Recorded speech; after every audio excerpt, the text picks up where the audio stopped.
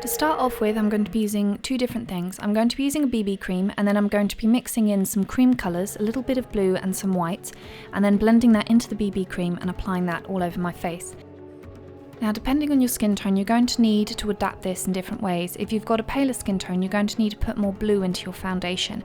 And either way, you need to knock it back at least 1 or 2 shades to make it appear paler and a more sickly shade to your natural skin tone. If you've got a darker skin tone, you still need to put that blue, but you don't need to put as much.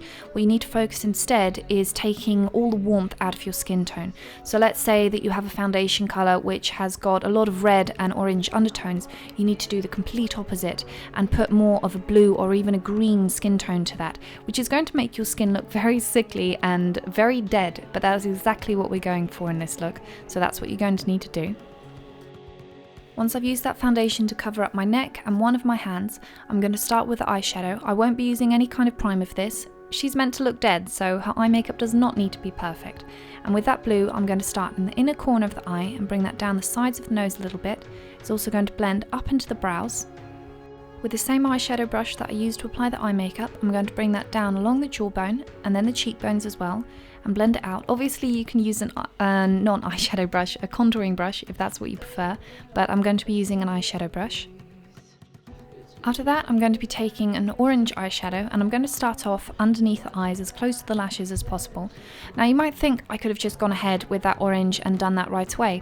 The problem is because it's a very saturated colour, it would have come up far too orange in contrast with the rest of my face. So by having that blue underneath it, it just brings down the warmth of it down a little bit, and while you still get that tinge of orange, it's not going to be as intense as if I'd applied it straight like that on the skin with nothing else underneath it.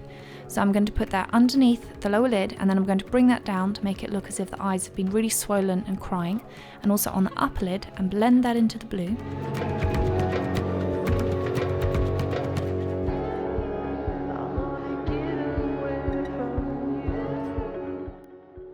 Now for the rest of the eyes, I'm going to be using two different colours. I'm going to start off with a grey, and this is where we're going to do all the basic shapes that we want to do. On the outer corner of the eye, we just want this grungy and messy. Don't even try to be neat with this point. It's got to look like old makeup that you've cried and rubbed away at, and it just looks like a mess. And then on the outer corner of the eye, we're going to start to drag that down into little tear stains going down the face. On the inner corner, we're going to also add a little bit of that grey and bring it up into the brows. Also, underneath on the inner corner of the eyes as well. You want to apply that just right underneath the tear ducts and then drag it out. And the most important thing is those tear stains. One of the easier ways to do this is to start at the bottom of the face and then drag it up until the amount of colour that you have on the brush wears out. And it's going to look a little more natural rather than having all the colour up around your eyes, because that's what happens when you cry. The tears are going to bring that colour down and they're going to end up staying on your neck or your chin. So sometimes that colour is going to end up at the bottom of your face rather than around your eyes. And then after I've done that, on the corners, I'm going to be taking a black eyeshadow and just layering it where it needs to be. You don't want to go straight in with a black eyeshadow, it's going to be too intense. And it's nice to have some of those more subtle colours underneath and then layer in the black eyeshadow where it needs to be.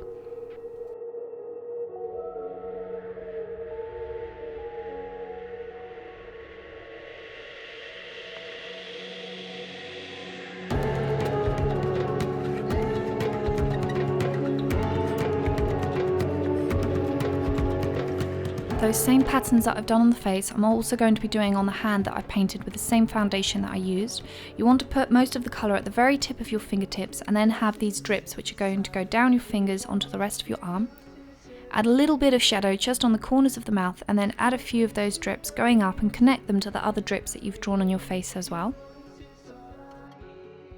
There's two different tricks that you can use to make it look like you're still crying even though you're not actually crying. One is to use any kind of lip gloss around the eyes. Make sure that it's safe to be used around the eyes. You could even use a lip balm as well. Obviously don't get this on your lashes, but put that over where you've applied the tear stain marks. Or what you can use is use an iridescent white eyeshadow, and that's going to catch the light in a similar way that crying would. And I'm going to be putting this over the centre of the lid, and then over all those little tear stains that I've drawn, and then a little bit on the lips, just on the bottom and then on the top.